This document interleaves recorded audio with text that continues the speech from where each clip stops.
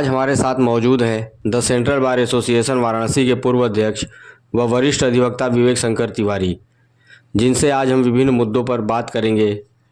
तो देखिए क्या कहा वरिष्ठ अधिवक्ता विवेक शंकर तिवारी ने।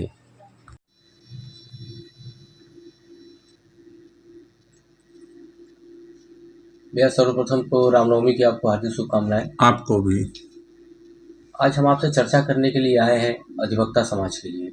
चूंकि आप पूर्व में सेंट्रल बार एसोसिएशन के वाराणसी के अध्यक्ष भी रहे, आज भी जो है अधिवक्ताओं के हित के लिए आप कार्य करते रहते हैं बराबर।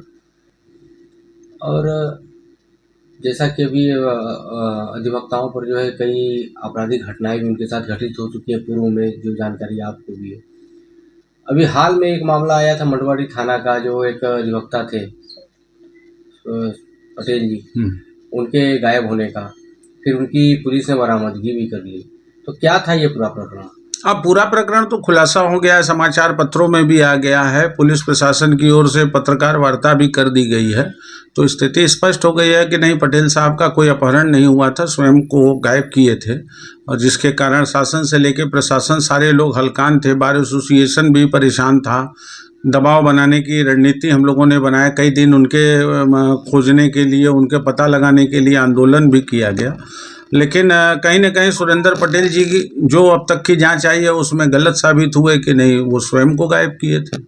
तो अब कल आम सभा की बैठक संभवतः, जैसी मेरी जानकारी है, अधिकृत सूचना नहीं लेकिन उर्दी खबर आई कि आम सभा की बैठक कल आयोजित की गई है।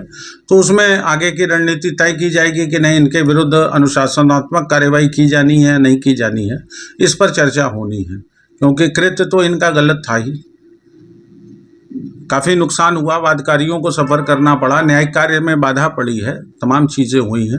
तो इनके वजह से पूरा सिस्टम जो है कोलैप्स हो गया है। तो इतनी बड़ी लापरवाही, इतनी बड़ी, ये एक तरह से अपराध का कृत्य माना जाएगा कि आपने अंडरग्राउंड हो करके और अपहरण की झूठी सूचना उड़वा करके, इसमें कहीं ना कहीं इनके परिजन भी दोषी माने जाएंगे। उनको बिल्कुल जानकारी में रही होगी कि नहीं ये गायब हैं और कहाँ हैं, इनका पता लगाने के लिए, और वहाँ प्रशासन को गुमराह किया जाता रहा कि नहीं इनका अपहरण किया गया।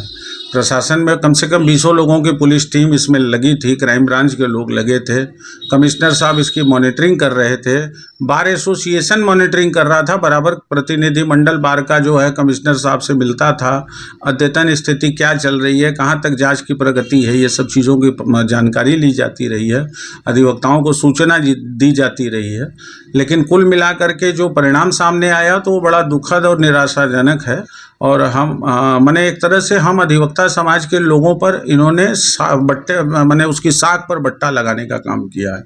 और ऐसी अपेक्षा किसी भी अधिवक्ता से नहीं की जा सकती, और चाहे हम भी क्यों न हो, मैं भी स्वयं, हम लोग कानून से बंधे हुए लोग हैं, और कानून की रक्षा के लिए हम लोग अपना जो है पोशाक धारण किए हैं अधिवक्ता का, कि जो विधि सम्मत चीज़ें हों उसके दायरे में रह करके कानून को पालन करने की पहली बाध्यता अधिवक्ता की है, न्यायाधीश की है, पुलिस के लोगों की है, जो कानून के ही बीच रहते हैं और कानून का ही कार्य करते हैं।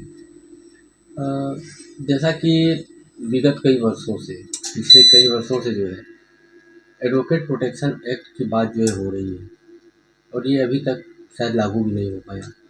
इसमें क्या बाध्यताएं आ रही हैं और इसके लिए आप लोग देखिए, अब ये बार काउंसिल का विषय है और शासन का विषय है।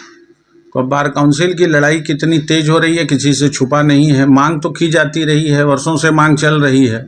तो इसके प्रति बार काउंसिल को योजनाबद्ध ढंग से, चरणबद्ध ढंग से आंदोलन चलाने की ज़रूरत है, शासन पर दबाव बनाने की ज़रूरत है। और मेरा मानना है कि बार काउंसिल ऐसा नहीं कर पा रहा है, इसी कारण एडवोकेट प्रोटेक्शन एक्ट अभी तक हम लोगों को प्राप्त नहीं हो सका है।